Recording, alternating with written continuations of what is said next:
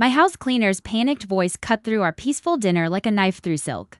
Mrs. Henderson, there's a moving truck outside your house and a woman downstairs with keys. If you're watching this, subscribe and let me know where you're watching from. I dropped my fork so hard it clattered against David's ceramic plate, the noise echoing through his dining room like a gunshot. My 38-year-old son and his wife, Sarah, stared at me in confusion. But I already knew exactly who was bold enough to break into my home: Jessica, my own daughter. 6 months earlier, I'd discovered Jessica's scheme to have me declared incompetent and steal my inheritance. My attorney's son, David, had helped me block her fraudulent medical evaluation requests and her petition for emergency guardianship. Still, this was beyond anything I'd imagined, even from her. "Maria, get out of there right now," I shouted into the phone, my voice carrying an authority that surprised me. "Lock the door and leave immediately." Maria had only gone back to retrieve the reading glasses she'd forgotten earlier, a habit that probably just saved my home from complete robbery. David was already grabbing his car keys, his face darkening with protective anger. "Mom, what's happening?" he asked. "Your sister is apparently moving into my house," I said, my voice deadly calm despite the rage building in my chest. The audacity was breathtaking. Jessica had always been entitled, but breaking and entering took things to a whole new level. As we raced through evening traffic, I couldn't help thinking how we'd gotten here. Ryan had been doing yard work for me throughout the summer. Jessica's idea to help Mom and earn some extra money. The fool must have made copies of my keys then, planning this invasion for months. The answer was simple: Ryan. Ever since Jessica married that ambitious failure 6 months ago, she'd changed. Their financial troubles began when Ryan lost his job back in April. Instead of asking for help, they'd chosen criminal behavior over family communication. "Police cars," David said, pointing ahead, his knuckles white on the wheel.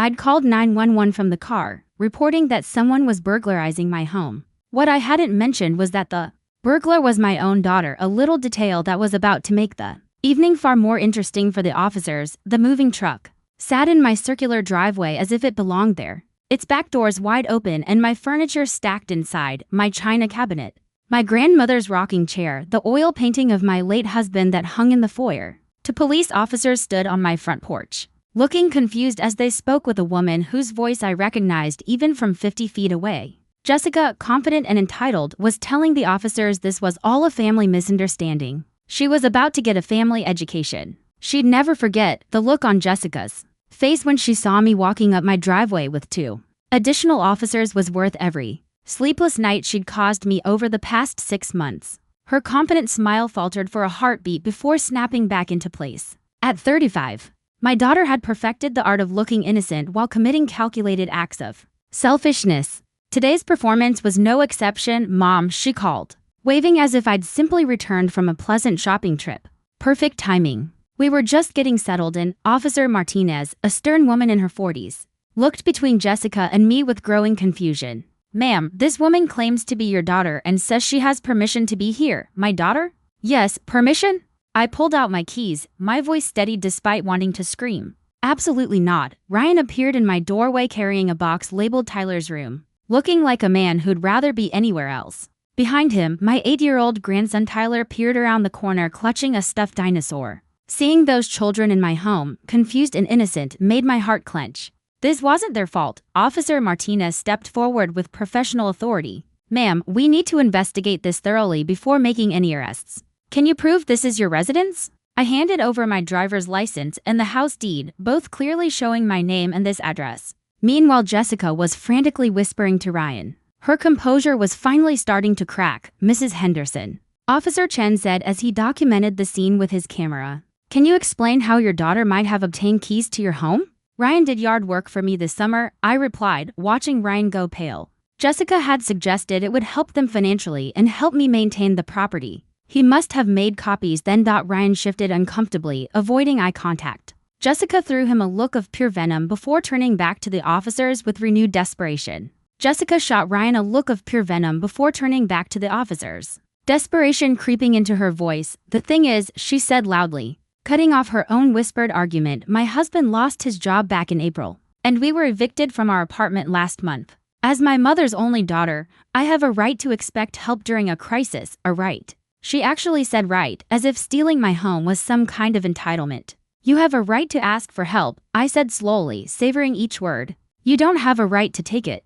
Officer Martinez radioed for backup while Officer Chen continued taking photos and notes. The evidence was overwhelming, but I could tell they were treading carefully. No one wants to escalate a family dispute, Jessica, Officer Martinez said firmly. Do you have any written permission from your mother to enter this home or remove these belongings? The silence stretched long enough to become uncomfortable before Jessica finally blurted out. We don't need written permission. This is obviously a family misunderstanding. My mother is 65 and sometimes gets confused about arrangements we've made. The implication hit me like a punch. That was exactly the narrative she'd been building for months, trying to paint me as mentally incompetent. David and I had already shut that down legally. But hearing her say it to the police sent ice through my veins. Officer Martinez, I said evenly, forcing my voice to stay calm. 6 months ago, my daughter attempted to have me declared incompetent through fraudulent means. My son David, who's an attorney, helped me file protective orders against any further attempts. This break-in is likely connected to that failed scheme. Officer Chen looked up from his notepad, suddenly alert. Do you have copies of those legal documents? David, who had been quietly standing beside me, stepped forward with his briefcase. I have everything right here: restraining orders, blocked medical evaluations, and denied guardianship petitions. Jessica's face went white as David spread the paperwork across the hood of his car. The officer studied each document carefully while Jessica tried to regroup. Those are misunderstandings, she protested weakly. I was just trying to help my mother manage her affairs by stealing her house. Officer Martinez asked dryly. Backup arrived as Jessica's story completely unraveled. One officer began questioning the moving truck employees, who confirmed they'd been hired by Jessica Morrison to move belongings from her mother's home to a storage facility. Mom, the senior officer said, turning to me. Based on the evidence, we have probable cause for arrests on charges of breaking and entering, theft, and conspiracy. However, given that children are involved, we'd like to proceed carefully. Through my living room window, I could see Emma and Tyler, their frightened little faces pressed against the glass. My heart broke. Whatever Jessica and Ryan had done, the kids were innocent. Officer, I want to press full charges, I said firmly. But I also want temporary custody of my grandchildren. They don't deserve to suffer for their parents' actions. Jessica's composure finally crumbled. You can't take my children. This is just a family disagreement. Being someone's daughter doesn't give you the right to burglarize them. Officer Chen replied matter-of-factly, pulling out his handcuffs. The arrest took another hour. Jessica screamed about family loyalty and how I was betraying her while Ryan said nothing. His shoulders slumped, eyes hollow. When the patrol cars finally pulled away, carrying my daughter and son-in-law, I didn't feel heartbroken. I felt vindicated. The universe was finally acknowledging what I'd known all along. Jessica had gone too far. David approached quietly. Mom, are you sure about taking the kids? This could turn into a long-term situation. I looked toward the doorway where Tyler and Emma stood clinging to each other. I knew exactly what had to be done. The emergency custody hearing the next morning was a whirlwind of social workers, court-appointed advocates, and grim-faced officials trying to clean up the mess Jessica and Ryan had made. Mrs. Henderson, Judge Patterson said, peering over his glasses, are you prepared to provide temporary emergency care for these children while their parents face criminal charges? Yes, Your Honor, I said without hesitation. They're my grandchildren and they need stability. Patricia Williams from Child Services had already done a quick home inspection at 6 that morning, declaring my house more than suitable for child placement. The alternative, foster care with strangers, was unthinkable. Tyler and Emma sat quietly in the gallery beside Sarah, clutching juice boxes and looking dazed. They'd spent the night at David's house while I prepared their bedrooms and tried to process the enormity of what lay ahead. Jessica's public defender, a weary man who looked like he'd drawn the short straw, stood to argue for bail and the immediate return of the children. Your Honor, he began. My client was facing homelessness with 2 small children. Her actions, while misguided, were motivated by desperation. Ryan's attorney took a completely different approach, throwing Jessica under the bus. With surgical precision, Your Honor, he began smoothly. My client was coerced by his wife into this scheme. He's willing to testify against Mrs. Morrison in exchange for consideration. Judge Patterson listened with visible skepticism, then turned her attention to the evidence David had compiled. The pattern of attempted fraud, the illegal key copying, the calculated nature of the invasion, it all painted a clear, undeniable picture. Temporary emergency custody to the grandmother, she ruled decisively. Both parents will remain in custody pending trial. Supervised visitation only after completion of court-ordered counseling. As we left the courthouse, Jessica's cries echoed down the hallway. For the first time in months, I didn't feel guilt about her pain. I felt peace. Grandma? Tyler's small voice pulled me back to the present as we walked to my car. Are we going to live with you now? For a while, sweetheart, I said gently. Until everything gets sorted out. Emma, always more perceptive than her 8-year-old brother, asked the harder question. Are mommy and daddy coming home? I buckled them into the car seats I'd installed that morning, choosing my words carefully. Your parents made some very poor choices and they have to face consequences. But you're safe with me. What I didn't say was that their parents were facing serious felony charges that could mean years behind bars. These children might be with me for a very long time. As I drove home to our home now, I realized Jessica's desperate gamble had backfired. In the most ironic way possible. Instead of gaining access to my money, she'd given me something far more valuable, a second chance at motherhood. One I intended to do right this time. 2 weeks into our new arrangement, I discovered something that surprised me.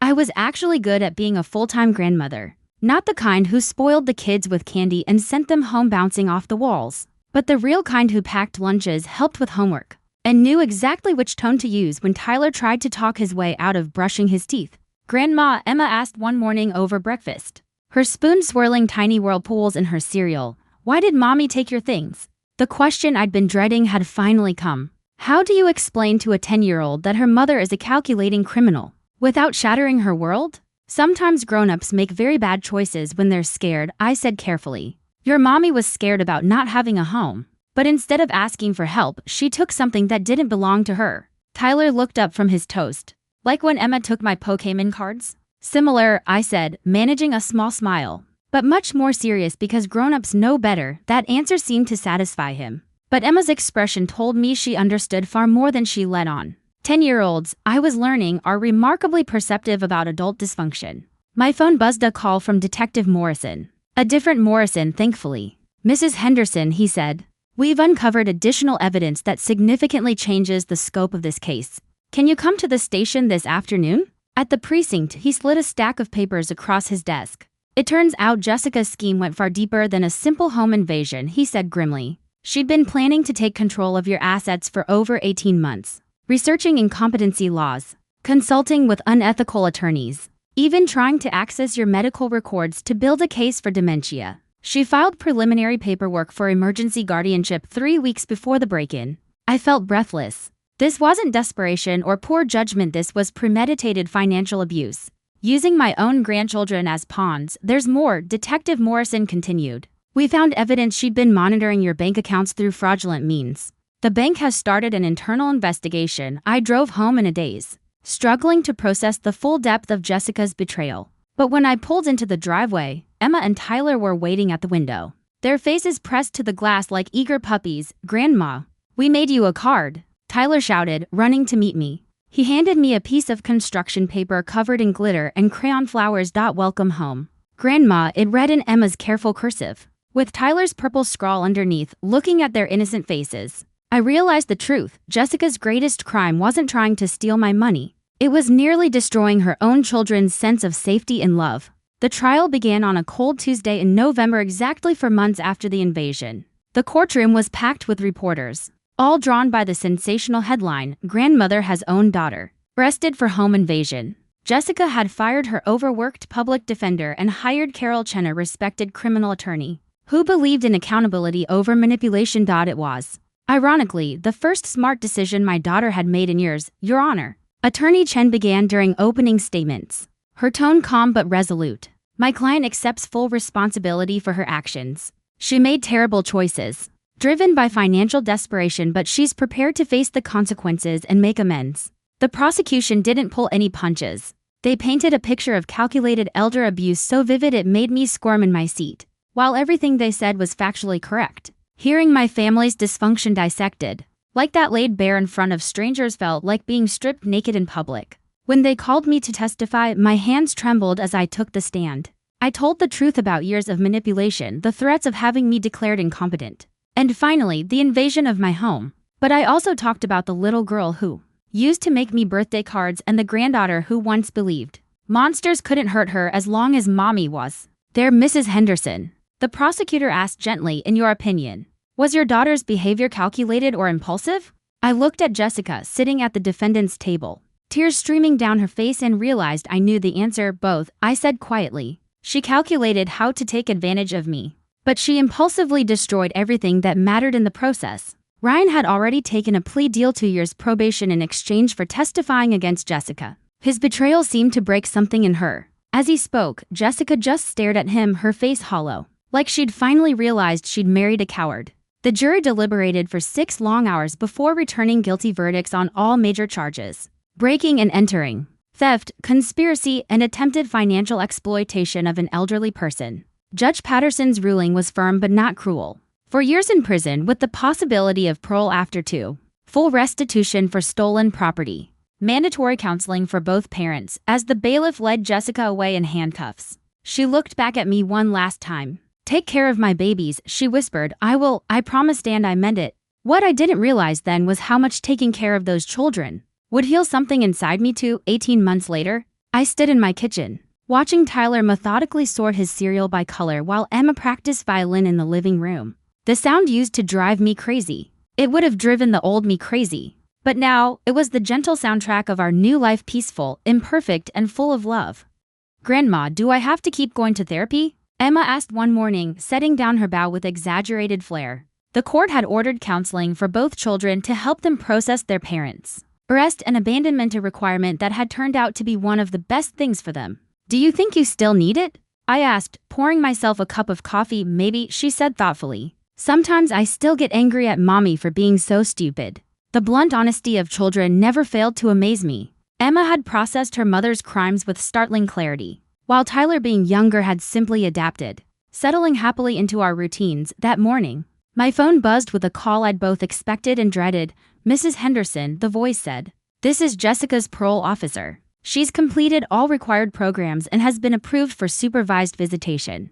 My first instinct was to say no. We'd built something beautiful together, Emma thriving in advanced classes, Tyler proudly wearing his Little League uniform, our home filled with laughter instead of tension. At 67, I'd discovered that raising children was somehow easier than it had been at 30. I had patience now, perspective, and the means to give them everything I couldn't afford when raising their mother. But then I thought of the broken woman I'd last seen in that courtroom, the one who finally seemed ready to take responsibility. "What are the conditions?" I asked quietly. The meeting took place at the family court building under strict supervision. Jessica looked different, healthier somehow. She'd gained a little weight, her hair was neatly pulled back, and her eyes, they held something I hadn't seen in years. Genuine humility. "Hi, babies," she said softly as Emma and Tyler approached, cautious and unsure. "Hi, Mommy," Emma whispered, though she stayed pressed against my side. Tyler, now 10 and much taller, just stared. "Are you coming home now?" he asked hesitantly. Jessica's face crumpled.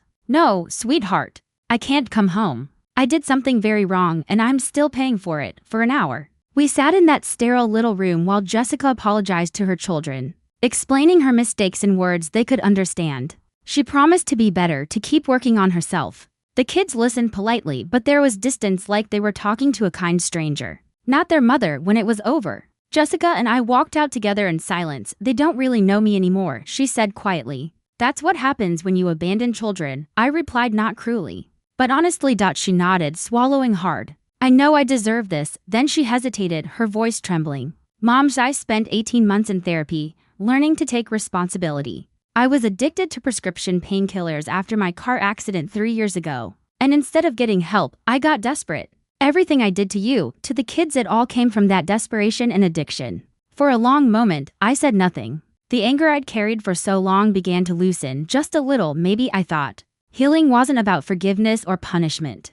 Maybe it was about finally telling the truth and surviving it together. This was the first time I'd heard about the addiction, but suddenly, so much of Jessica's erratic behavior over the years made sense. 6 months after that first supervised visit, she'd earned the right to weekly meetings at a family center downtown. She'd completed addiction treatment, gotten a job at a nonprofit helping formerly incarcerated women, and was living in a small apartment with a responsible roommate who helped keep her accountable. The change in her was remarkable but still fragile. Emma, now 12 and fiercely protective of her little brother, continued to watch her mother with cautious eyes. Trust, once shattered, doesn't rebuild easily. But I could see the beginnings of something else between them, a slow, quiet respect. "Mom saved our family," Tyler announced one Saturday as Jessica helped him with a school project about local heroes.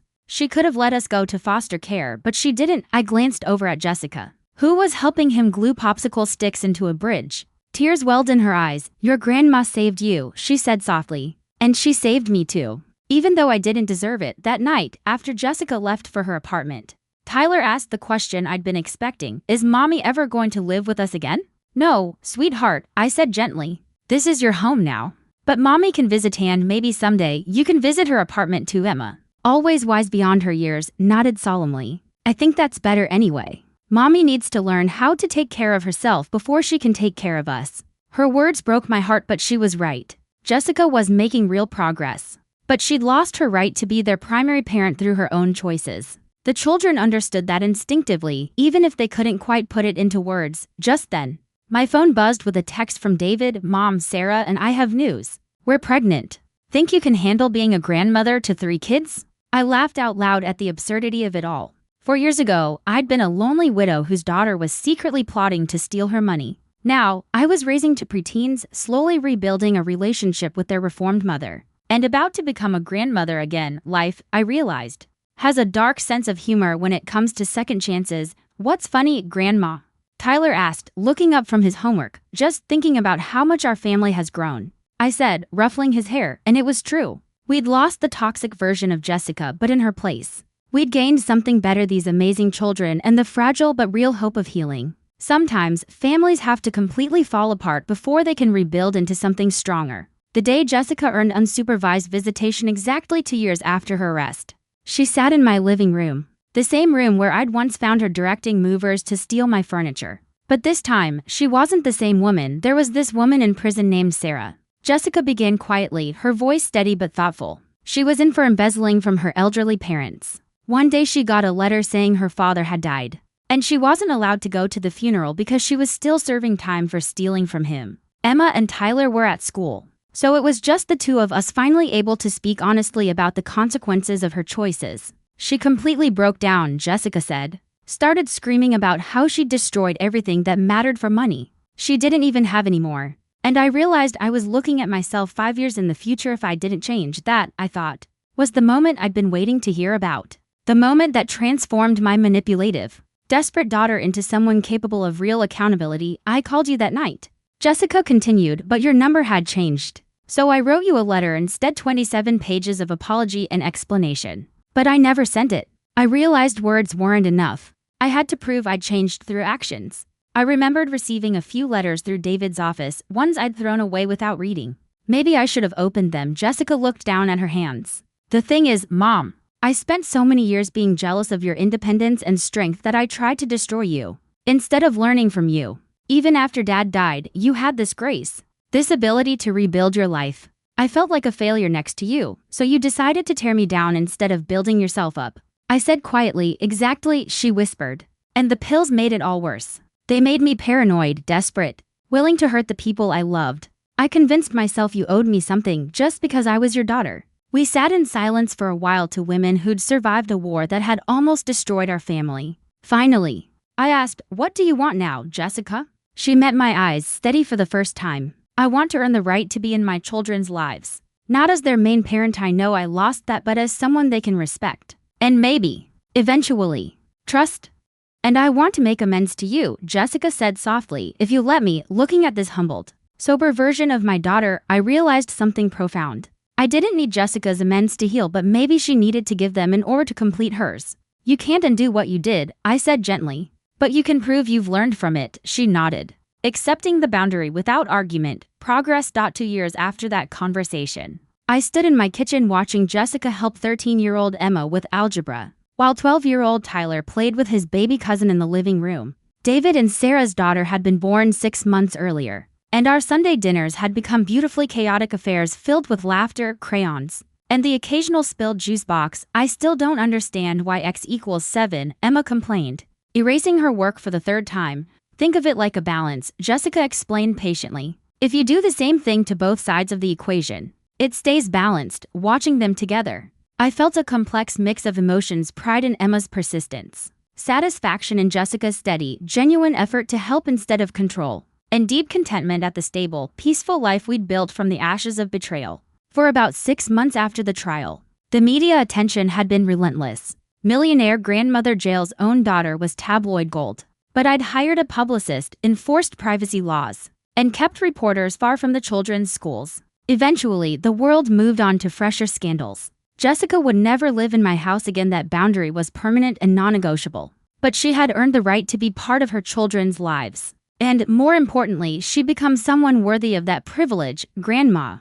Tyler called from the living room. Can Jessica come to my baseball game next Saturday? I looked at Jessica, who was trying unsuccessfully not to appear too hopeful. These small milestones, being invited to normal family moments, meant everything to her. If she wants to, I said simply. The smile that spread across Jessica's face was radiant, pure, unguarded joy. 2 years of consistent effort, therapy, and accountability had earned her this small but profound gift. The chance to watch her son play baseball. A moment later, my phone buzzed with a message from Emma's teacher. Emma has been selected for the gifted program's academic competition team. Congratulations. I showed the text to Emma, who squealed with excitement before asking, "Can mommy come to the competition?" "If she can get time off work," I replied, glancing at Jessica, whose eyes shimmered with grateful tears. The kids were thriving in ways I could never have imagined. Stability, clear boundaries, and unconditional love had transformed them from fragile survivors into confident, secure young people. "Thank you," Jessica said quietly as she gathered her things to leave. She never overstayed her welcome, never pushed the limits we'd set, and always respected the structure that made this delicate piece possible. "For what?" I asked. "For saving my children. For giving me a chance to earn my way back into their lives. For showing me what real strength looks like." As I watched her drive away to her modest apartment, I reflected on the strange journey that had led us here. 4 years ago, I'd been a lonely widow, vulnerable, afraid, and betrayed by the person I trusted most. Now, I was the fierce matriarch of a healing family, confident in my worth, secure in my choices, and surrounded by love. This morning, as I write this final chapter, I'm sitting on my back porch watching Emma teach her baby cousin to clap, while Tyler practices pitching in the yard. Jessica is inside making sandwiches for our picnic, and David is setting up the outdoor games his wife requested for their daughter's first birthday. At 71, I'm busier than I've been in decades, but more fulfilled than ever. These children, all 3 generations of them, have given me a sense of purpose I never expected to find again. My phone buzzes with a video call from Michael, David's business partner, who, in a twist that could only happen in our family, married Jessica's former roommate from the halfway house 6 months ago. Life, it seemed, had come full circle. Our family tree has become wonderfully complicated, full of twists and unexpected connections, but also filled with healing and growth. "Martha." Michael's voice comes through the video call, cheerful as ever. "Are you ready for the birthday party chaos?" I laugh, glancing around at the beautiful whirlwind that has become my normal life. Kids running through the yard, balloons tangled in the porch rail, the smell of cake wafting from the kitchen. "Bring it on," I say with a grin. Jessica appears beside me, holding a plate of neatly stacked sandwiches. "Mom," she says softly, "thank you for letting me be part of this. 4 years ago, those words would have dripped with manipulation. But today, there's nothing but sincerity, simple gratitude from a woman who's finally learned the difference between earning love and demanding it." "You earned it," I tell her. She nods, a quiet satisfaction settling across her face. As the family gathers for our celebration, I think about the letter I plan to write to other grandmothers who find themselves in impossible situations. A letter to remind them that it is possible to love someone without enabling them, to set boundaries without abandoning family, to find strength in saying no to behavior that destroys everyone it touches. Jessica's greatest crime was never about money or property. It was almost robbing me of something much deeper, the chance to discover who I was meant to be. The woman who chose love over resentment, boundaries over revenge, healing over perpetual victimhood. The woman who learned that sometimes the greatest act of love is refusing to participate in someone else's destruction. The woman who finally understood that her worth wasn't measured by her usefulness to others, but by her willingness to protect what mattered most. Today, as I watch my family laugh and play in the yard of the very house Jessica once tried to steal, I know exactly who that woman is. She's me, stronger, wiser, and surrounded by people who respect her because she first learned to respect herself. And that, dear friends, is the most valuable inheritance I could ever leave behind.